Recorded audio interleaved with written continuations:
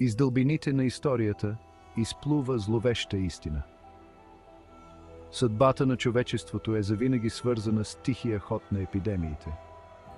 Черната смърт, тази средновековна нощна мора, е погълнала Европа с такава ярост, че е опразнила цели градове и е покосила населението. А в наши дни COVID-19 спря света и ни показа колко сме свързани и колко е крехък нашият модерен свят. Не забравяйте да харесате видеото, да се абонирате за канала и да го споделите, за да видите още интересни неща.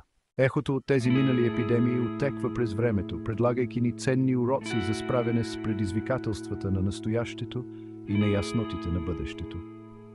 Изследвайки успехите и неуспехите на миналите отговори, можем да получим представа за ефикасни стратегии за превенция, лечение и ограничаване. През 1347 година сянка падна над Европа. Сянка на невидим враг, който ще стане известен като черната смърт. Тази опустошителна чума, по-късно идентифицирана като бубонна чума, причинена от бактерията Yersinia pestis, за първи път се появява в оживените пристанища на Средиземно море. Черната смърт, наречена така заради ужасяващото почерняване на кожата, което е засягало жертвите й, се разпространява с плашеща бързина. Пренасяна от ухапванията на заразени бълхи, често носени от плъхове, които гъмжали в нехигиеничните условия на средновековните градове, чумата намира благодатна почва в гъсто населената Европа. В рамките на няколко месеца тя достига до Константинопол, след това до Париж и скоро целият континент е в хватката й. Висока температура, треска, повръщане и болезнени подутини, наречени бубони, характеризират болестта, оставяйки жертвите й да умират в страшни мъки, често само няколко дни след заразяването. Докато чумата затяга хватката си, страх и паника обземат населението. Разрушителното шествие на черната смърт през Европа хвърли континента в шок и го потопи в хаос и несигурност. Със смъртност, достигаща до 60% в някои райони, мащабите на смъртта са невъобразими. Масовите гробове преливат, неспособни да поберат безкрайния поток от тела. Села и градове, някога пълни с живот, се превръщат в градове на призраци, улиците им зловещо тихи, нарушавани само от стенанията на умиращите и звъна на църковни камбани. Социалните и икономически последици от чумата са дълбоки и трайни. С покосена работна ръка селското стопанство се срива, което води до повсеместен глад. Сред смъртта и отчаянието, черната смърт оказва дълбоко влияние върху религиозните вярвания и практики. Чумата подклажда и преследване и търсене на виновни. Властта на черната смърт най-накрая започва да отслабва в началото на 1350-те, но тя променя Европа завинаги. Континентът губи около 25 милиона души, почти половината от населението си, само за няколко кратки години. Липсата на работници, причинена от чумата, води до разпадането на феодалната система и възхода на пазарно ориентирана икономика. Черната смърт също така стимулира напредъка в медицината и общественото здравеопазване. Въпреки че по това време не са добре разбрани, важността на хигиената и карантинните мерки за предотвратяване разпространението на болести е призната. Чумата също оставя незаличим отпечатък върху изкуството, литературата и културата. Въпреки че черната смърт е трагедия с невъобразими размери, тя в крайна сметка служи като катализатор за значителни социални, икономически и културни трансформации. Докато оръдията на бойните полета на Първата световна война най-накрая замлъкнаха през 1918 година, се появи нов, много по-коварен враг, такъв, който щеше да отнеме много повече животи, отколкото бяха загубени във войната. Испанският грип, особено смъртоносна форма на инфлуенца, се разпространи по света с поразителна скорост и ярост, оставяйки след себе си следа от разрушения. Войната, с масовото си придвижване на войски и глобална свързаност, предостави идеална среда за разпространението на вируса. Испанският грип връхлита света в 3 опустошителни вълни. Първата вълна през пролетта на 1918 година е сравнително лека, въпреки че засяга много хора. Втората вълна през есента на 1918 година е най-смъртоносната. Градове по целия свят въвеждат карантина, задължително носене на маски и мерки за социално дистанциране в отчаян опит да забавят разпространението на вируса. Докато пандемията най-накрая отшумява през лятото на 1920 година, тя е заразила приблизително 500 милиона души по света. 1/3 от тогавашното население на планетата и е отнела между 50 и 100 милиона живота. След испанския грип, светът се изправи пред мащабите на загубите и предизвикателствата на възстановяването. Пандемията имаше дълбоко въздействие върху обществото, оставяйки траен отпечатък върху всичко, от здравните политики до културните норми относно болестите. Тя подчерта необходимостта от координирани усилия за проследяване и контрол на епидемиите, което доведе до създаването на международни организации като Световната здравна организация. В края на 2019 година в Ухан, Китай, се появи нов коронавирус SARS-CoV-2, предизвиквайки глобална здравна криза, каквато не бяхме виждали от векове. Вирусът, който причинява респираторно заболяване, известно като COVID-19, се разпространи бързо и хвана света неподготвен. Той разкри колко уязвим е нашият взаимосвързан свят. Първите случаи, свързани с пазар за морски дарове в Ухан, скоро бяха последвани от съобщения за инфекции в други части на Китай и по целия свят. Докато сериозността на пандемията от COVID-19 ставаше все по-очевидна, правителствата по целия свят предприеха безпрецедентни мерки, за да спрат разпространението й.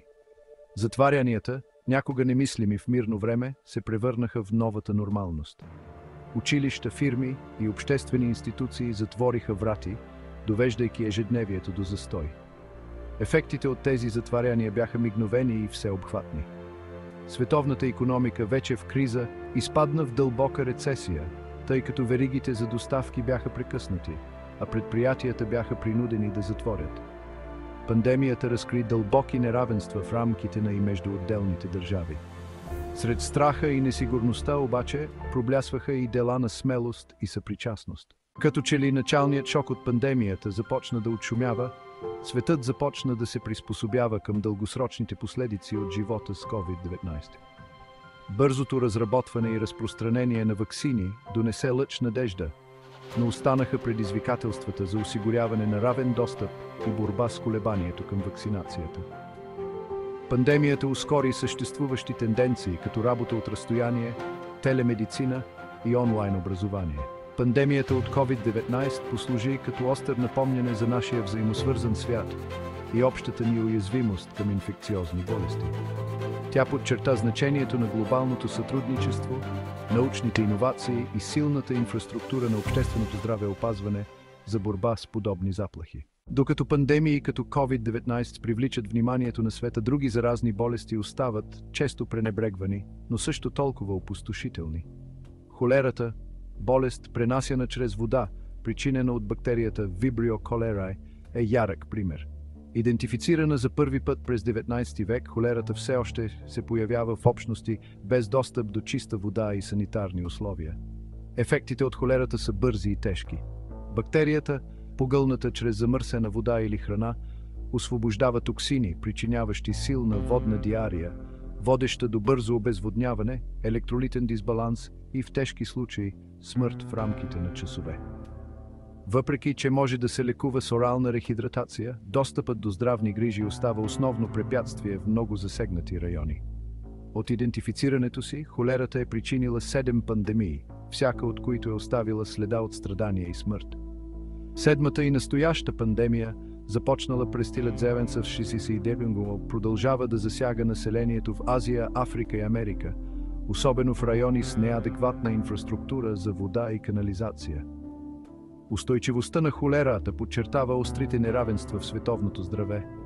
Въпреки че може да се предотврати и лекува, холерата продължава да вилнее в общности без достъп до основни потребности, като чиста вода и канализация.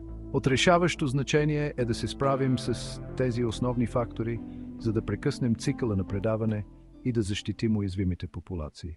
Появата на Achiever AIDS в началото на 80-те години предизвика не само опустошителна пандемия, но и дълбока социална и културна промяна. Вирусът, първоначално обвит в стигма и дезинформация, атакува човешката имунна система, правейки хората уязвими на опортюнистични инфекции и рак. Първите години на епидемията от HIV AIDS бяха белязани от страх, дискриминация и отчаяно търсене на отговори.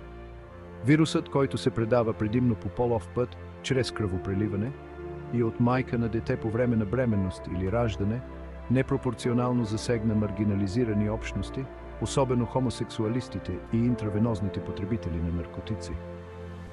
Разработването на антиретровирусна терапия в средата на 90-те години отбеляза повратна точка в борбата с HIV/AIDS. Антиретровирусната терапия не лекува HIV, но потиска репликацията на вируса, позволявайки на хората, живеещи с HIV, да живеят по-дълъг, по-здравословен живот и намалявайки риска от предаване. Въпреки това, достъпът до антиретровирусна терапия не е еднакъв по целия свят, а стигмата и дискриминацията продължават да бъдат пречки пред тестването, лечението и грижите. Въпреки значителния напредък в борбата с HIV, пандемията е далеч от края си. Смята се, че 38 милиона души по света живеят с HIV, а милиони са изложени на риск от инфекция. Справянето с социалните детерминанти на здравето, насърчаването на стратегии за превенция и осигуряването на равен достъп до тестване, лечение и грижи са от ключово значение за прекратяване на епидемията от HIV/AIDS. Този век е белязан от появата на заразни болести с тревожна скорост. Глобализацията и изменението на климата създадоха благоприятни условия за разпространението на патогени. Пандемията от H1N1 през 2009 година ни показа колко бързо един нов вирус може да се разпространи по света. Вирусът, комбинация от свински, птичи и човешки грип, подчерта необходимостта от подготовка за пандемия. Вирусът Ебола, идентифициран за първи път през 1976 година, е причина за епидемии в Централна и Западна Африка. Вирусът, който се предава чрез контакт с телесни течности, причинява тежка хеморагична треска. Епидемиите от Ебола подчертаха значението на бързите интервенции и разработването на ваксини. Вирусът Зика, предаван от комари, се превърна в глобална здравна заплаха през 2015. Епидемията от Зика подчерта, че новите заразни болести могат да имат сериозни последици. От мрака на черната смърт до глобалната борба срещу COVID-19, историята на епидемиите ни напомня за крехкостта на човечеството пред невидимите заплахи, които дебнат в нашия свят. Тези микроскопични врагове, често изникващи от сенките със страховита бързина, са разрушавали империи, преобразявали общества и са оставили незаличим отпечатък върху гоблена на човешката история. И все пак, сред разрушенията и загубите, тези епидемии разкриха и изключителната устойчивост на човешкия дух. Отново и отново човечеството се е изправило пред предизвикателството, черпейки сила от нашата обща изобретателност, състрадание и нашата непоклатима решимост да преодолеем тези кризи. От разработването на ваксини и животоспасяващи лечения до неуморните усилия на здравните работници на първа линия, станахме свидетели на преобразяващата сила на човешката иновация и дълбокото въздействие на колективните действия. Уроците, които сме научили от тези минали епидемии, служат като безценни пътеводители за справяне с предизвикателствата на настоящето и несигурността на бъдещето. Черната смърт ни научи на значението на хигиената и мерките за обществено здраве. Испанският грип подчерта необходимостта от глобално сътрудничество и готовност за пандемия. Що се отнася до COVID-19, той подчерта ключовата роля на научната грамотност, точната информация и колективните действия в отговор на глобалните здравни заплахи. Докато гледаме към бъдещето, трябва да сме наясно, че заплахата от заразни болести е винаги сред нас.